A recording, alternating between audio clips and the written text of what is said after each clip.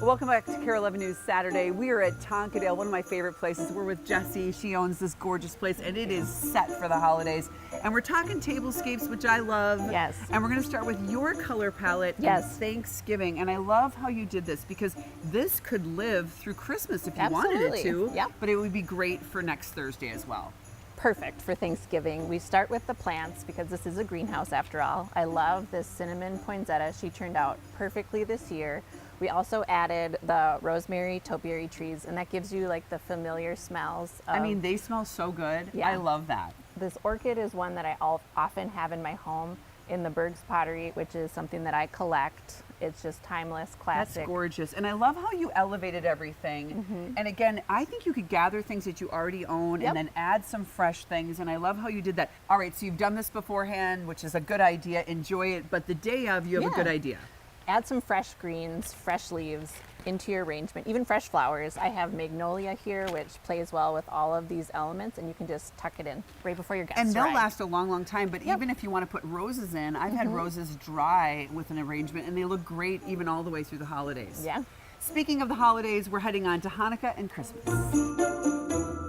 We're moving into a winterscape, Hanukkah, maybe a Christmasscape if these are your colors. These are my colors in my I house. know. So I love this because I think you could keep this up until like Valentine's Day. Yeah, I think if you so. wanted to.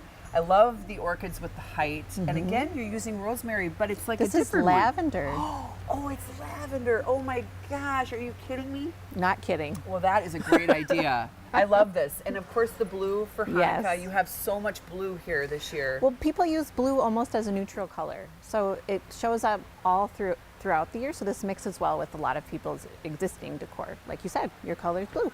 I love it.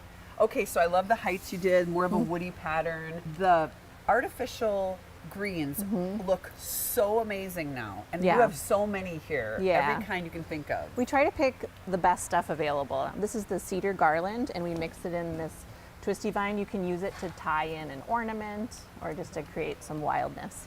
And the fresh that you Yeah. would do with this is? We have the seeded eucalyptus, and Oh, that's again, so pretty. this is just something you can add last minute. It looks really nice with the blue-gray of that I love it. lavender. All right, we're going to move on to Christmas and a kid's Christmas.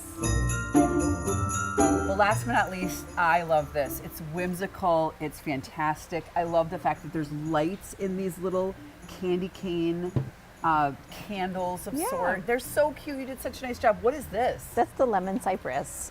We always get it around the holidays. It Ooh. smells amazing again, and just don't let them dry out, please. Okay, and what were you saying about this? Okay, so you know how your kids make a gingerbread house? It's like you could just like elevate their gingerbread house. Okay, that's such a good idea because then what are you going to do with it otherwise? Well, like elevate it on an upside down pot, but then elevate the craftiness of it and add some how old are your kids? 14 and 13. Okay, but my kids are older and they still do it.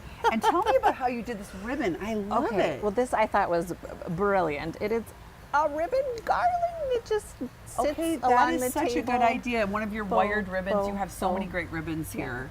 And again, we use this curly thing, but this time white. Yep. There's so many good ideas. I love all these. Okay, so all of this, of course, is at Tonkadale, along with just a plethora of other ideas. But tell me about what you're doing to help the ICA food shelf, which I know you love them, Yep. I love them. Yep. Tell me about that. Well, we're doing a turkey drive. So for every turkey raised, you can buy a full turkey or a half turkey. Tonkadale will match the turkeys raised up to 500 turkeys. Congratulations on that, all Yeah. the way through Thanksgiving. Yeah. So come here, help people who need it, get great ideas. You're great. You're great. All right, let's go. Isn't that great that she's doing that? So that's the thing you can do by going there. And of course, she's going to match it up to 500 turkeys, and they're all going to go to the ICA food shelf, which is a food shelf that I love helping out. And I know you were at a food shelf this week as well. What was the one you were at? 360 food shop, food shelf, and it's small, but they do an unbelievable job for the community. My sister's a volunteer there. She turned me on to it. What community is that? It's in Lakeville. In Lakeville.